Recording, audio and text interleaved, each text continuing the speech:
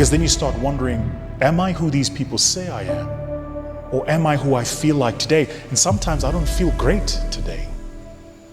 There are some of you watching this right now who have an app with a blue bird on your phone. And all you do when you wake up every single morning is you look for the next person to attack, the next person to tease, and the next person to drag.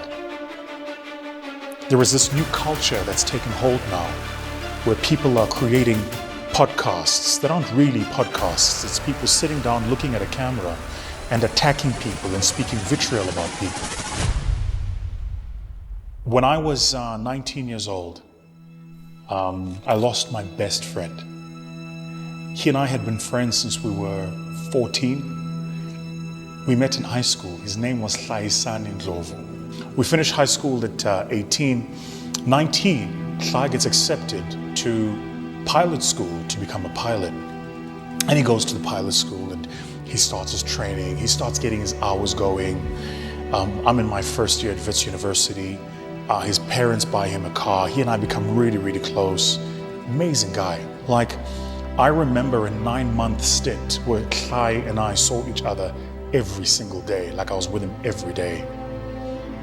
Sometimes I'd be stuck at Wits University late after choir practice. We'd finish practicing late and I didn't have a car and I wouldn't have any means of transportation. He would drive from Kempton Park to Braamfontein to pick me up and take me home to Benoni. Out of nowhere, we went out one Friday night, had a great time. We went out partying to this news cafe at Bedford View. We finished, we came back, dropped me off at home. Cheers, bud, see you tomorrow.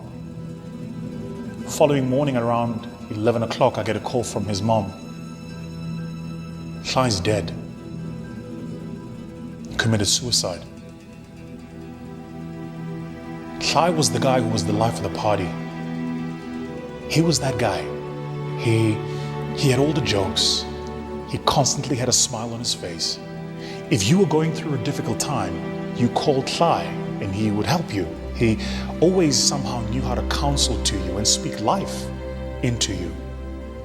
I remember when I was competing in my World Championship public speaking, I had serious issues of insecurity.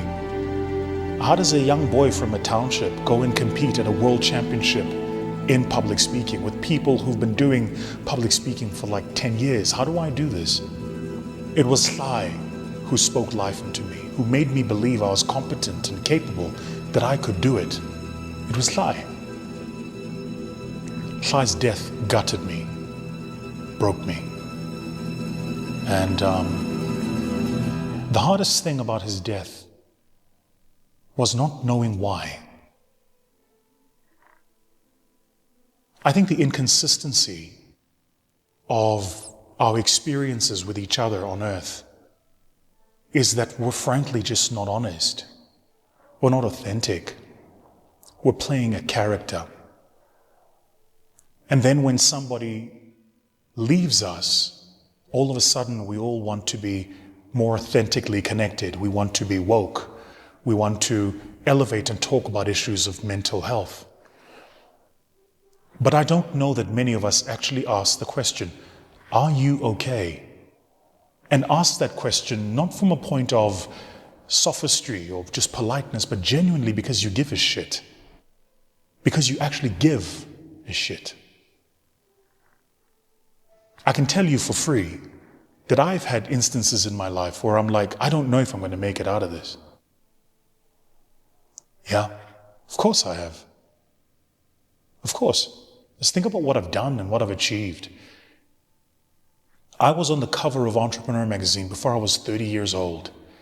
I sold a business that I built to 140 million rand before I was 30 years old. I was featured on Forbes before I was 27. And you know what happened when I hit 30, 31? I crashed. And here's why I crashed. My entire identity had always been framed by being the young guy doing well. My entire story was I was the young guy doing well. And when I hit 30, I wasn't the young guy anymore. I wasn't the underdog anymore. I would walk into rooms and people would know who I am. And whilst there is the credit to the work you've done, it's also an incredible amount of weight to carry. Because then you start wondering, am I who these people say I am? Or am I who I feel like today? And sometimes I don't feel great today. There are some of you watching this right now who have an app with a blue bird on your phone. And all you do when you wake up every single morning is you look for the next person to attack, the next person to tease, and the next person to drag. There is this new culture that's taken hold now where people are creating podcasts that aren't really podcasts. It's people sitting down looking at a camera and attacking people and speaking vitriol about people. The only thing I want to say to you is this. Just get right with the Lord and get right with yourself. Because if there is one thing you need to know, it's this. The arc of life is very, very long. You're sitting at the other end now and you have the power. You don't know where things take you. You're sitting at the other end now insulting someone. You don't know what they're going through. I'm not sure when it became in vogue to be such absolute. I don't know when that became a thing. But I think to those of us who understand what that means, I think you have a responsibility just to be kind. So, to every single person out there who's battling with mental health, it's hard to even know what to say. But the only thing I would like to say is, if there is anything any of us in any way can do, ask. And of course, it's not to say that you are not asking, but for those of us who are being asked, listen. Just listen. So yeah, man, get right with God, be kind. And every time you walk into a room, just leave the room better than you found it. Every time you enter a conversation, leave the conversation lighter than you found it. Every time you're dealing with a human being, leave that human being brighter, happier than you found them.